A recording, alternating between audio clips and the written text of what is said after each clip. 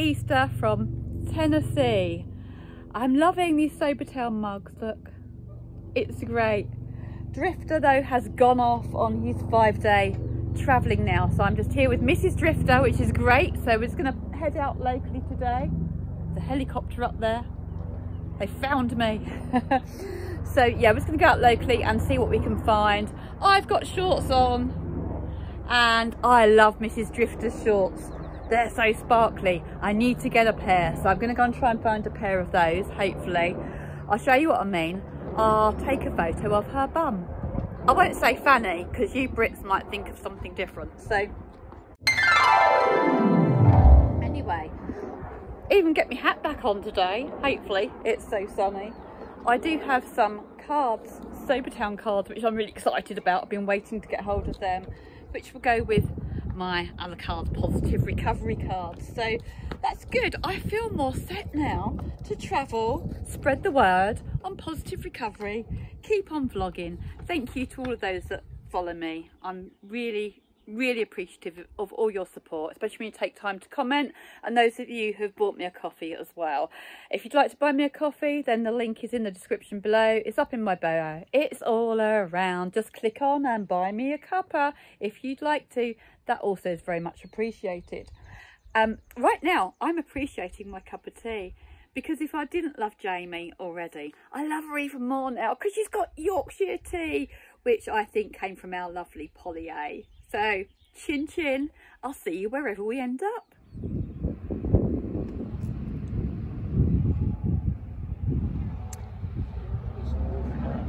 This is the dam on the Norris River that feeds into the lake that we saw yesterday. This side of the dam is much prettier. It's just like where we were yesterday, which is way down there. So this lake is 300 miles long nearly, so it's big. And Jamie was saying that this dam or this lake is where they get their power from. So we've crossed back across the other side. So this is electricity, which is powered by the water.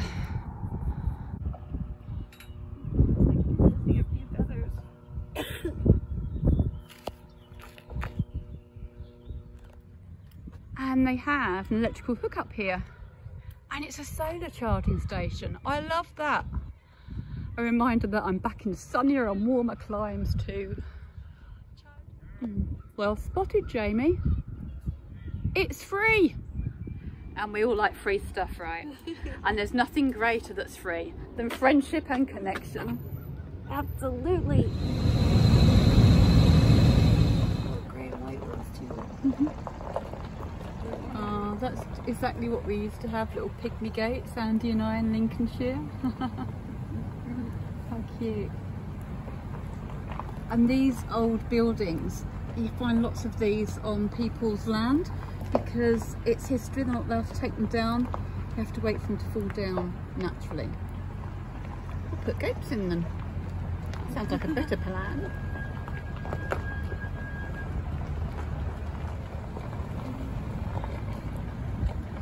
The old way of fencing. The Appalachian Trail is a very famous trail. It's very, very long. We will not be walking that today or anytime soon, although Jamie and I are getting better with our walking. But we're just going here and check this out for now. This is a mounting block to help you get up onto horses, and this is a rather big old salt kettle used to make salt by boiling salt-laden water at Saltville, Virginia.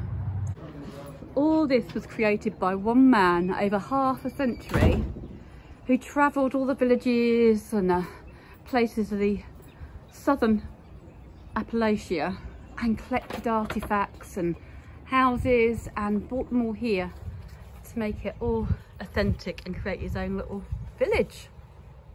This is looking good with the signs, even though we couldn't find where the store started. Even we might be able to manage it from here. I speak for myself, obviously. I'm sure Jamie could do it all on her own if I wasn't here to hinder her. Tom Cassidy's house. This actually is Tom Cassidy's home that he lived in the last few years of his life, exactly as he left it.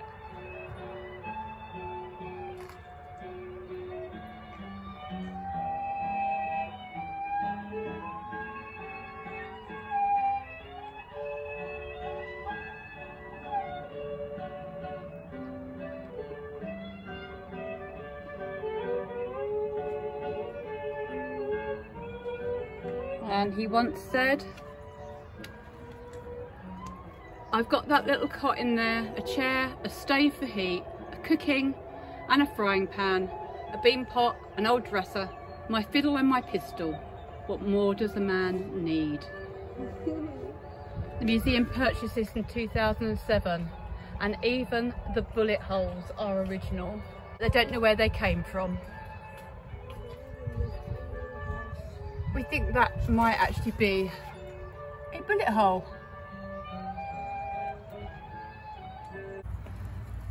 This is Gwen Hubbard's playhouse, and it's thought to be the only structure that was moved intact to a new location when the local authority purchased 42,000 acres of land, including the Hubbard farm, to build the dam that we've just seen. I absolutely love this. We're in the Hall of Fame and it says, pictured here are my friends, the warm, happy, independent folk of Southern Appalachia. They are my people and the people I love, and it was because of them and hundreds like them that I started the Museum of Appalachia, and it is to them that this Hall of Fame is dedicated.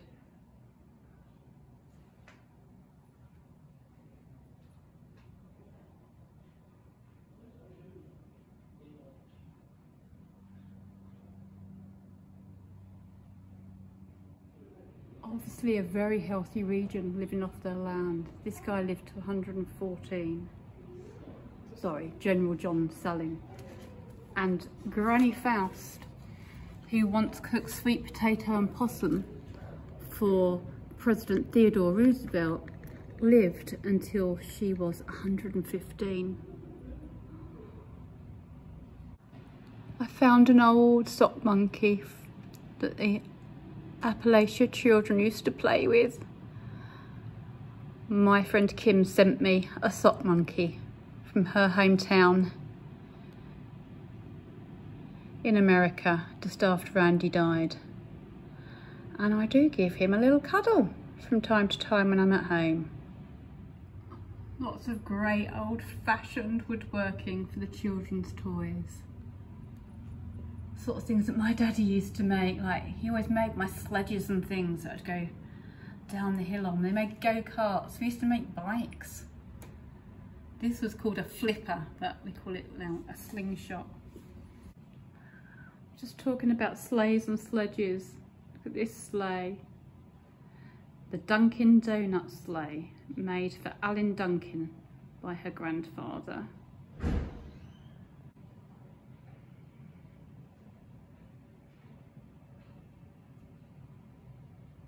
Oh, this train was made by a 7-year-old Olin.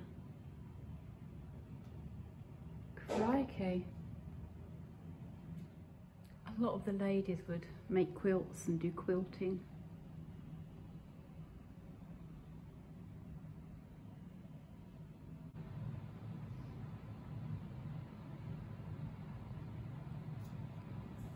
One on the end there. It's called the murder quilt.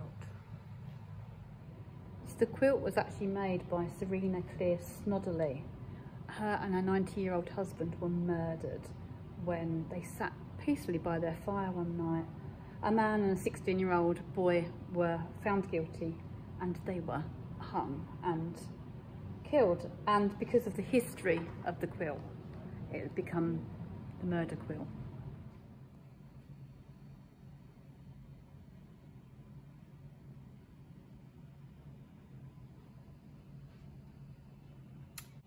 And from the king to the grandfather of country music.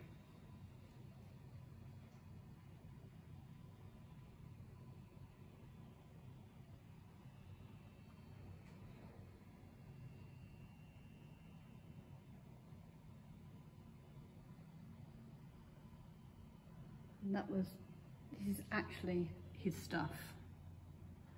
This was his radio player.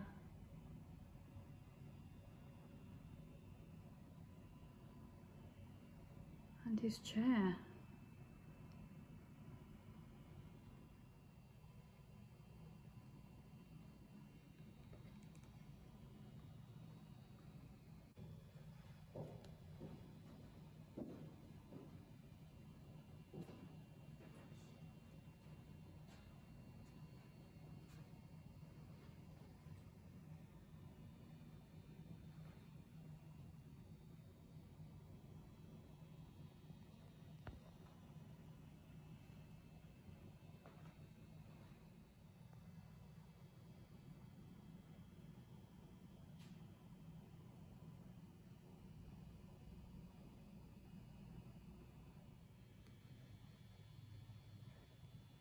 It's a cigar box fiddle, a cookie box banjo, it's a commode seat banjo, and wait for this one, a bedpan banjo. So many different types of banjo.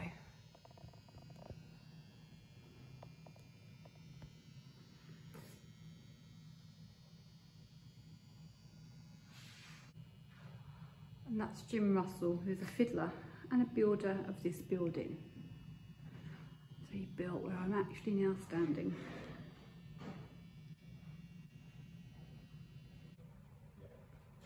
Oh, this brings back fond memories of me doing a little bit of basket weaving in Cambodia. It was really relaxing. I really enjoyed that. I didn't make anything this big though.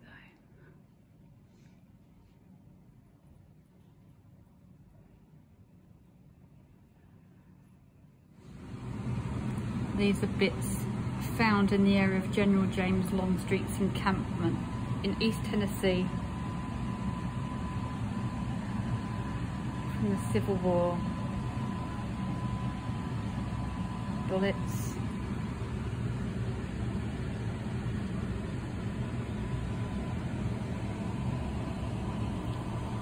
The original spork.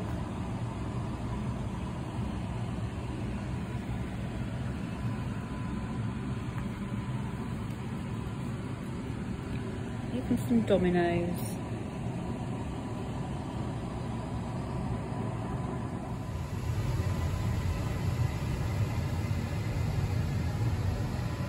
I don't like the dentist nowadays. It must have been terrifying back then.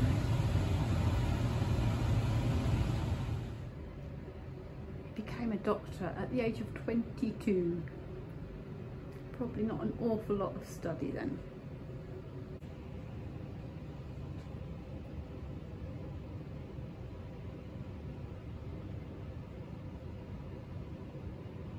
Midwifery satchel and her birthing bed.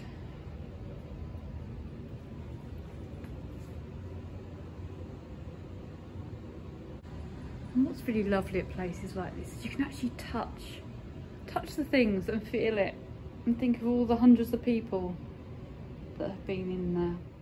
This is a bathtub that was taken out of a mansion. I think you'd have to be a bit of a contortionist to get in there.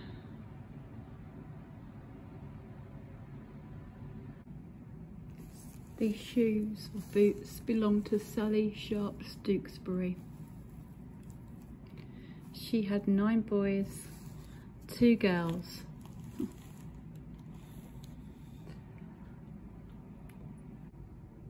And these shoes, boots, belong to Ezra A. George, 1894 to 1994. Another one who lived to 100. Was raised in Graveston community, North Knox County, but lived most of his life in Knoxville. So the Norris Lake and the dam is actually a reservoir.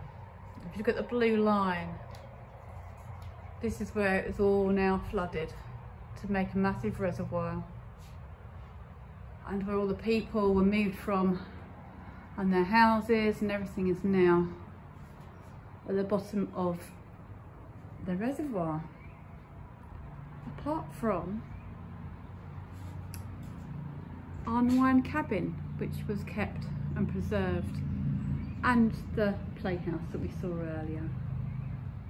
It must have been awful for these people living here. I know we need water and reservoirs, but these are final photographs of people, extended families having to leave their homestead. The top one was called The Last Roundup, Big Valley residents at Loyston School gathering, but also a protest on October the 14th, 1934. The waters of Norris Lake would cover a number of small communities like this one. This is Goyne, Tennessee, one of the many small settlements that would be covered by floodwaters. A school,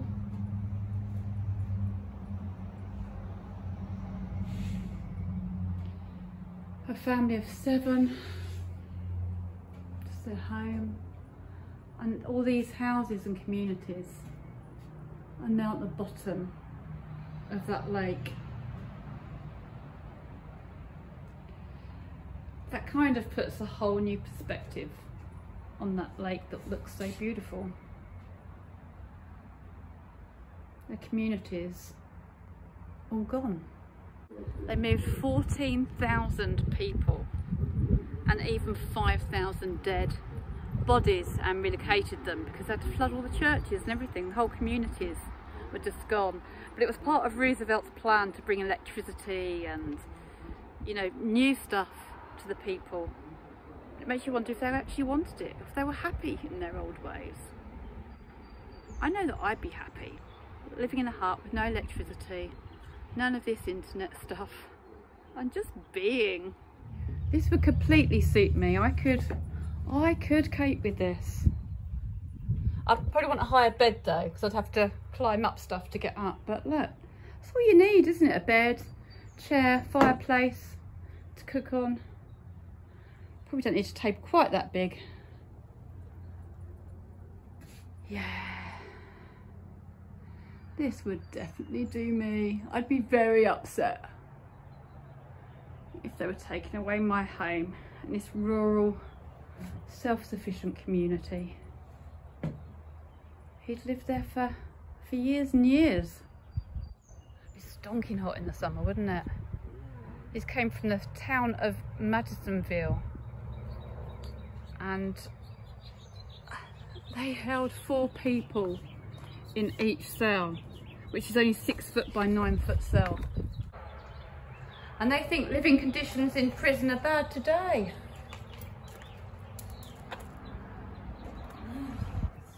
Yeah, hornet's nest, it's huge, isn't it? Yes. I'm going to tell you a funny story. When Andy and I lived in Lincolnshire, we had to pull down the ceiling of our little cottage. Our cottage was old, it'd been built in 1890, so it was mud and stud, and we had to pull down all the ceiling. And as we did, there was a wasp's nest or a bee's nest, we didn't know, but as big as that. It was absolutely huge. And we didn't know if it was dead or alive. So Andy told me to get out of the room. We had big bay windows, so I could stand at the window. Right. And he went to hit it with a hammer and get ready to run. And I just stood there with a little can of wasp spray. And he just fell about laughing, going, that really isn't going to do it, Karina. But luckily it was a dead one. It was a dead nest, but it was huge. That's my learning for today. Once upon a time, letters that were letters of death or notifying someone that somebody had died were edged with black. So you knew before you'd even opened it that it didn't contain good news. And probably everything didn't have glutens in it. No, it didn't have gluten, chemicals, nothing. Right. Apart from the Coca-Cola, that probably did.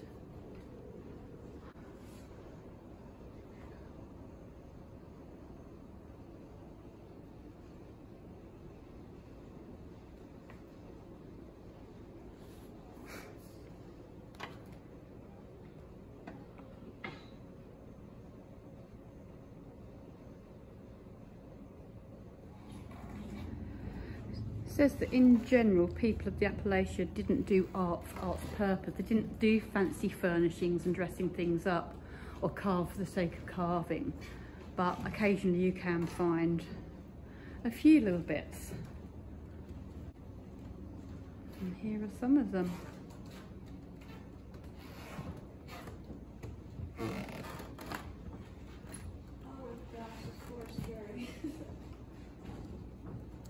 I'm hoping that wasn't the same in the other museum that I was just in, that I was touching stuff. If I wasn't supposed to touch it, I am sorry. This is the story of Cedar Creek Charlie. He was one of 11 children. And when his father died and all the other children left home, he stayed on at the house to look after her and took about his art of painting everything in red, white and blue spots and stripes, and this is actually a replica of his bedroom.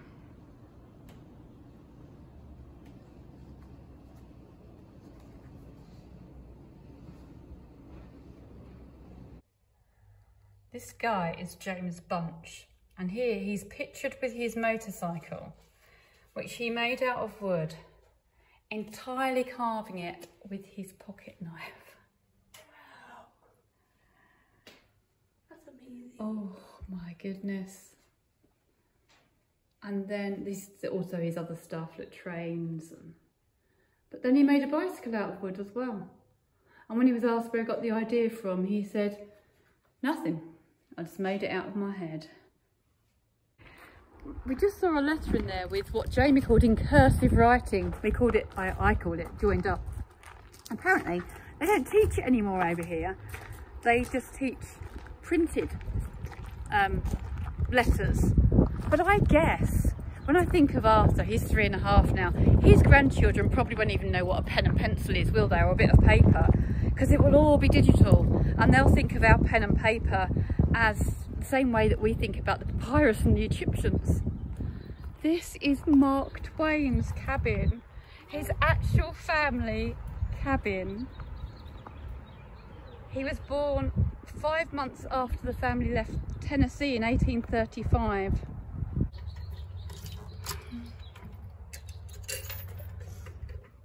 This is what's so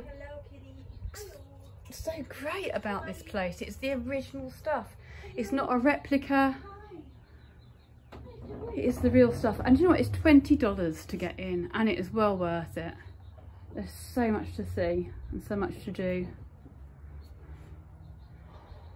So he actually moved this from Possum Trot in Fentress County. This was the Bunch Smokehouse. They smoke all their meat.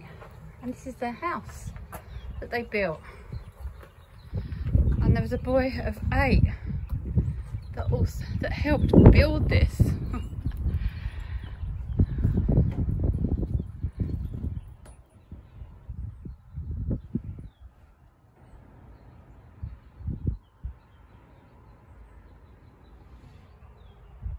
He's actually visited this here at this museum.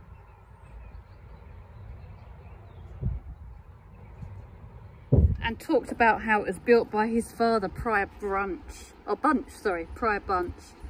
He had 12 children and they were all raised in those 2 bedrooms there, them 2 rooms. He was 8 years old, but I dug the logs in from the mountains with a yoke of oxen. We had to walk 12 miles across the mountains to the nearest store where we could buy a bag of salt.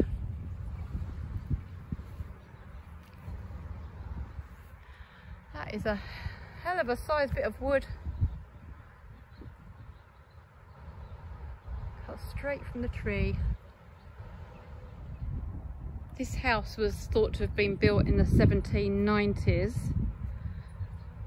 by the McClung family, who became quite a prominent family, but this house was believed to have been used as a hospital during the Civil War. Obviously the fire extinguisher wasn't there then.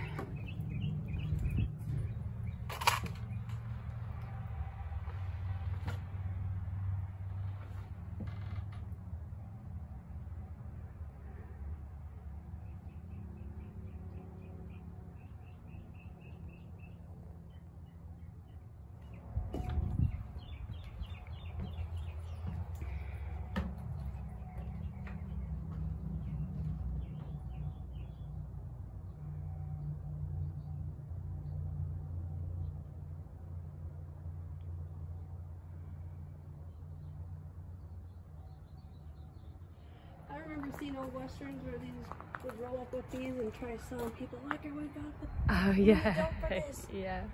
There would be rattlesnake venom and flipping Yeah. bottles. The Cock's Corn Crib. Yeah, it is the medicine show, you're right. Look, Doc Randall's medicine show. Pills, tonic and music. You can have music while you medicate. That's who I heard her earlier, him earlier. Hello, beautiful. Daniel Boone's cabin. And this was actually used by the TV company for filming Daniel Boone, which I haven't actually heard of. But I'm sure people in America possibly know of it.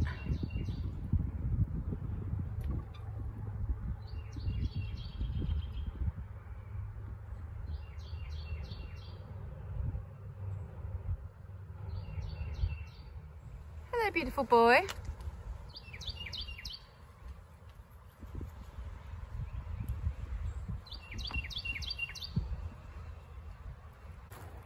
Big Tater Valley Schoolhouse was moved from Big Tater Valley on Bull Run Creek and is furnished in the way of a mountain school. I think this might be the last lot of steps I can manage. Mrs. Lewis, November the 3rd, 1923. Welcome. History rules. Nature flag be. Listen. Treat others the same way you want to be treated. And here's the privy.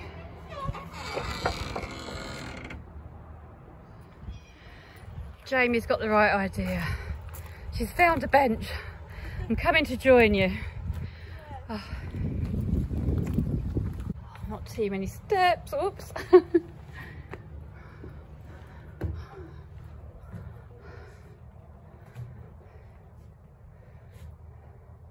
Now they really are old wood pews.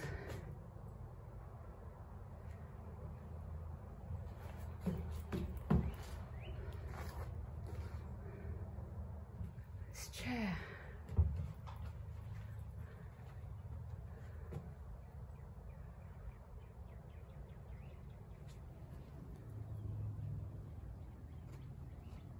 I think that's so much nicer than the polished and refined stuff of today. Peacock stamp. I'm not going to hurt you. There's a peacock stamp. So you're always here. You're going to put your tail up. Go on then. I just want to go in that room, please. Could I go in? Could I come past, do you think? Thank you. Thank you very much. I was going to stop filming, but then there was a peacock there. So I'll just quickly show you Pete's homestead.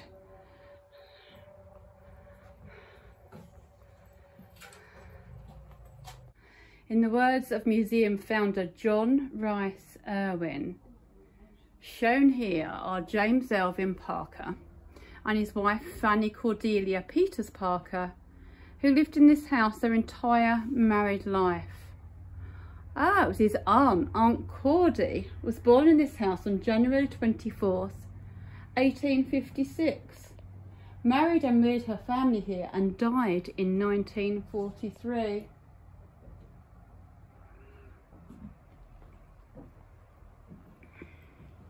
I'm sorry if it went a bit like that as I was filming, but I was trying to read over my shoulder at the same time.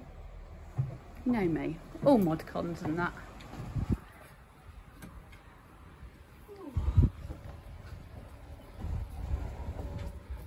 What was up there, Jamie? There's more bedrooms. Ah, This okay. must have been an upper scale house back in the day. It must have been, yeah, upstairs bedrooms. Here's a separate kitchen, so I bet this was Yeah. a lot of money to have a house like this. Yeah, no wonder she spent her whole life here. She had loads of space.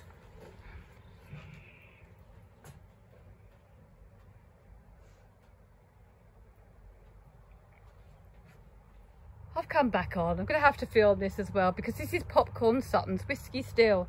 And Jamie got very excited because she used to watch him on telly. So this is his typical original whiskey or moonshine still. Popcorn Sutton was well known in these parts. He was a free-spirited, lifelong moonshiner and one of the most colourful in the region. All this lovely history here, and it is good, but Jamie is most excited by the peacock. She keeps walking around going, "Caw, caw." Well, I had a wonderful day. Jamie, Mrs. Drifter, is so beautiful inside and out. We had so much fun. We talked, we laughed, and we explored, which was really good. And we drank some coffee. And I'd like to say thank you to Penny for yet again buying me another coffee. Thank you so much. I will enjoy it tomorrow. Ta-ta for now.